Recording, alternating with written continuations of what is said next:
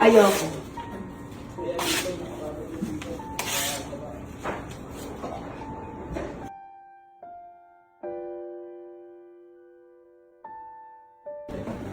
Ano ibig sabihin ito? Teka lang. Si Reggie ay humihingi ng Certificate of Employment. May plano na siyang mag-apply sa iba. Na-hurt ako. May ano na siya, may plano na siyang mag-apply sa iba. Sir. So, anong plano mo? Motor po yun, sir. Ano sa motor? Di ba may motor ka na? Kukuha kang brand yung motor? Nahulugan? Nakapagtanong ka na? Ano motor ang kukuhanin mo? Lexi po yung Lexi Yamaha? Magkano sa hulugan yun? Ano? 5K? Monthly? Tinawag ko naman ito. Kaninong motor? Sa akin po ito. Sa likod po ito. Magkano to sa cash? May po ito. Mas maganda ba yun kaysa click? Mas malaki po yun. Mas malaki. 99? Ayoko.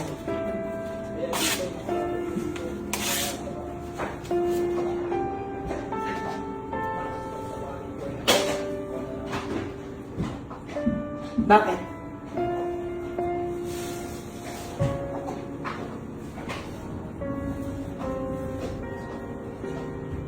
Bakit? Ayoko. Ayoko anak mangutang ka sa iba. Sa akin na lang mangutang. Ako, utangin na lang kita ng pang-cash para hindi ka na maghulugan na sa akin ka na lang maghulog pero walang interes. Okay? Kung magkano gusto mong hulog, walang problema. Dahil mabait kang bata.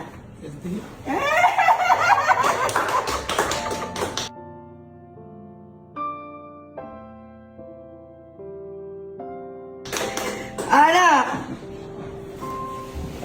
Alam mo yun? Akala mo yan, ano?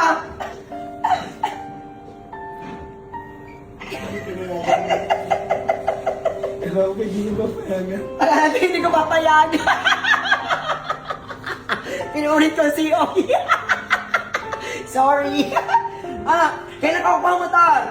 Baka po sir sa Martes. Sa Martes. Oh, sige. Bibigay ko ang iyong pang-cash ng motor. Sa akin ka na umutang, okay?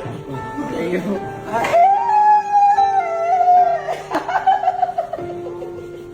Sabi ko siya po tayo. Baka di na ako. Bakit di mo ako? Ayan, iuwi mo, pakita mo sa Tito Ramil. Okay?